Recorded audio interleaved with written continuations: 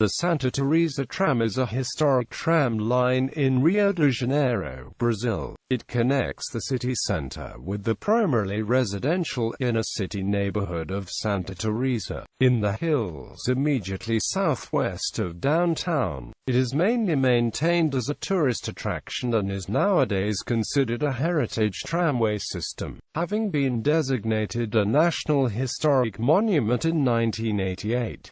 The line has a very unusual gauge, 1,100 mm. The main line is 6.0 km long, having run continuously since its opening in 1877. It is one of the oldest street railway lines in the world and having been electrically powered since 1896. It is the oldest electric railway in all of Latin America. It is also the only remaining metropolitan tram system in Brazil. The only other original tram systems in the country to have survived past 1971 of the Campos de Jordão interurban tram, light rail line, and the Tatinga line, a rural and non-public tram line, which both continue to operate today. All other cities closed the systems by 1971, but since that time, three towns, Belém, Campinas and Santos, have reinstated trams as heritage services, and Rio de Janeiro opened a modern light rail tram system in 2016. All service on the line was suspended starting in August 2011, as a result of a serious accident, but limited service resumed in July 2015, with new tram cars. Following studies after the 2011 suspension, it was decided to buy new trams that would be replicas of the vintage previous fleet, and an order for 14 such cars was placed in early 2013.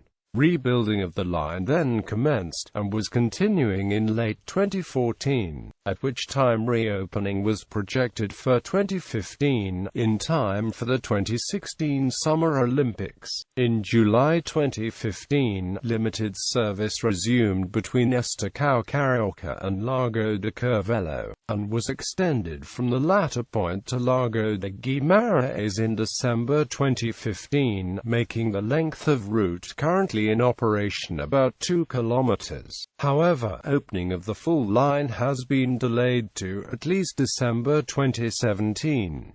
The current service operates from 11 o'clock a.m. to 4 o'clock p.m. or temporarily 8 o'clock to 4 o'clock during the Olympics, and no longer allows standees to ride on the running boards. Routes. The Santa Teresa Tram route rises from downtown Rio de Janeiro and follows a circuit of Santa Teresa Hill, offering a high-level view of the city. It passes over the 45-meter-high Carioca Aqueduct, a former aqueduct constructed in the 18th century, and 1,435 mm standard gauge electric trams used to run beneath it. Except for the aqueduct, the route is shared by motor vehicles. Before the 1960s, Rio de Janeiro trams served the entire downtown area and all near suburbs, but since 1967 only the Santa Teresa line remained. Lastly, it offered two regular services. Regular services. Route 1 runs from near Largo da Carioca to Morro do Aramaus and is 6.0 kilometers long. Route 2 runs from the same departure terminal to Largo das Neves. Its length, about two-thirds of which is shared with Route 1, is 3.7 kilometers. Silvestre service. Starting in 1999, a few trips on Route 1, on Saturdays only, had continued beyond Morro do Aramaus to Estacão Silvestre, a route section previously closed in 1966.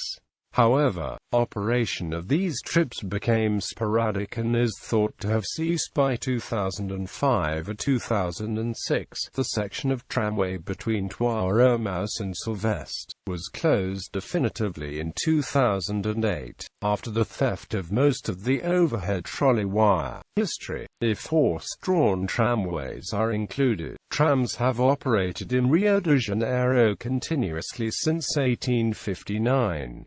There are only 4 cities in the world in which trams have run longer: New Orleans, Boston, Mexico City and Philadelphia. Rio de Janeiro's first tramway was a 7-kilometer horsecar line on which service was inaugurated on 30th of January 1859. Constructed by Thomas Cochrane and operated by the Companhia de Carros de Ferro da Cidade de Tijuca, the service ran between the city centre and Tijuca. In 1862, steam trams replaced the horse cars, making the Tijuca line the first steam-powered tramway in South America. But the higher speed and poor condition of the track led to many derailments, and the line was closed in 1866.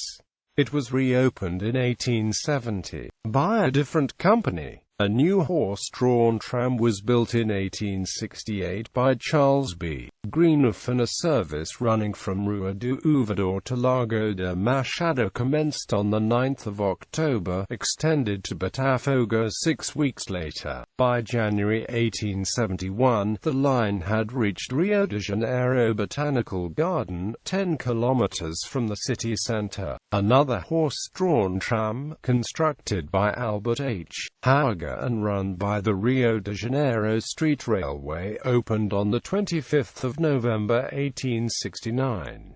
The first route ran to the palace grounds at Quinta da Boa Vista, with routes to Caju and São Cristóvão following later. In 1870, the Rio de Janeiro Street Railway reopened the route of Cochrane's Pioneer Tramway to Tijuca. A new horse-drawn tram, constructed by João Batista Viana Drummond and run by the Companhia Ferrocarril da Vila Isabel, opened in 1873. Further routes were opened to the Vila Isabel Zoo, Engenho Novo, Emiacute and the suburbs along the Dom Pedro II Railroad on the northwest side of town. The Ferrocarril da Jacarepaguá Company opened a new line in 1875, running from the Dom Pedro II Railroad's Cascadia station to Taquera and Freguesia. In name only, the Santa Teresa Tramway's first horse-drawn line, operated by Empresa de Carros de Ferro de Santa Teresa, opened in the same year of 1875, but served only the flat terrain within the city center, not actually serving any of the Santa Teresa neighborhood. It was 820 mm gauge. The same company built both a funicular to take passengers from the city center up to Santa Teresa Hill and a separate hilltop tram line which started at the top of the funicular. The Hilltop Santa Teresa Tramway, the predecessor of the current line, opened on 13 March 1877, with a gauge of 914 mm. It ran from the funicular station east to Curvelo and west to Lago de Franca. This meant Santa Teresa line was extended from Lago de Franca to Silvestre in 1890. The operating company's name changed in 1885 and again in 1891, but kept the name Companhia Ferrocarril Carioca from 1891 until the beginning of 1964. Meanwhile, steam trams were reintroduced to Rio in 1882, this time on the Tijuca line, operated by the São Cristóvão Tramway Company. 1892 saw the arrival of the first electric tram on the Botanical Garden route. This was the first electrified street railway in all of Latin America, aside from a tram line that was extended in 1890 from Laredo, Texas, into Nuevo Laredo, Mexico. It was quickly followed by other electric tram lines in Rio, including a Rua de Cartete service in 1894 and 2 new lines in Flamengo in 1896. In 1896, electric trams replaced the horse cars on the Santa Teresa line. and the line was extended across the then abandoned aqueduct between Santa Teresa and Santo Antonio Hills, with the city terminus uniquely being built on the second floor of the company's office building on Largo da Carioca. During this rebuilding, the line's gauge was changed from 914 mm to 1100 mm, which it retains to the present day. The Santa Teresa system's electrification was completed in 1897. By 1897, the Carioca Railway had been completely electrified, making it the first totally electric tram system in South America. Electrification expanded rapidly over the next few decades, and by 1928 the last horse-drawn trams had been withdrawn from service. From around the 1950s, the Rio de Janeiro tram system went into decline, with many lines being closed, and by the end of the decade most of the tram routes of the former São Cristóvão system had gone. Closures continued through the 1960s, with the closure of the Alto da Boa Vista route in 1967, leaving only the Santa Teresa tram still running. The Silvestre line had been cut back to Dörrbecker in 1966. The section beyond was abandoned following storm damage. The Santa Teresa tram moved to its new modern terminal in 1975, in the gardens of the Petrobras Oil Company, located on the roof of the company's parking garage. This was the Santa Teresa line's sixth successive city center terminus. It remains the system's terminal today. The system is currently operated by the Companhia Estadual de Engenharia de Transportes e Logística, depots and terminals. During the heyday of the Rio de Janeiro tram system, there were a number of depots and terminals. Depots at Cascadura, Pana, Amiacute Alto da Boa Vista, Usiana, Trigique 28 de Setembro, Vila Isabel, São Cristóvão, Bom Jardim, Rua Larga, Santo Antonio, Largo de Machado, Largo dos Leões and Cosmovelo are all now closed, and the only depot still operating is Santa Teresa itself. Most termini are also now closed, including Freguesia, Tiqueira, Madureira, Araja, Cavalcante, Inahama, Caxambi, Bidade, Quintino, Bocaiúva, Caju, Andaraí, Santa Alexandrina, Estrela, Praia Vermelha, Lem, Gavia and Silvestre. Lastly, 3 termini have still been served, near Largo da Carioca, at Dörrbecker and Largo de Neves, and of these Largo da Carioca is the only one with a terminal.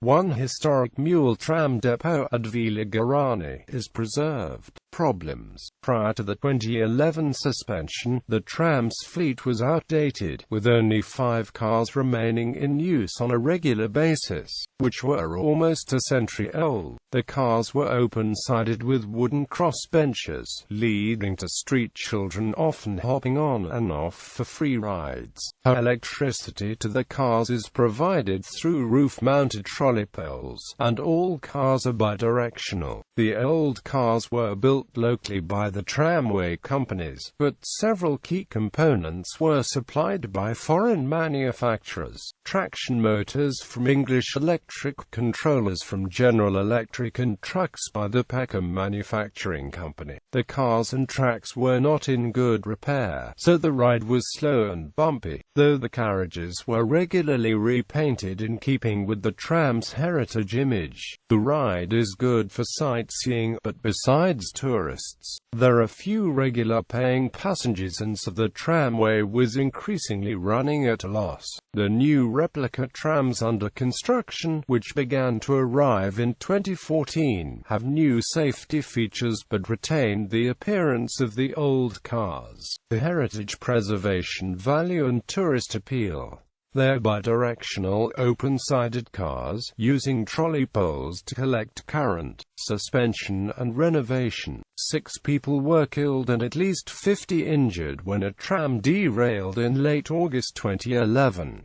All service was suspended indefinitely after the accident. The year 2013 saw the start of $110 million project for the procurement of new rolling stock and the renovation of the tram line. An order for 14 new two-axle trams was placed with a Brazilian manufacturer named T-Trans. Delivery was originally projected to begin in November 2013, but was delayed, and the first car was not delivered until August 2014.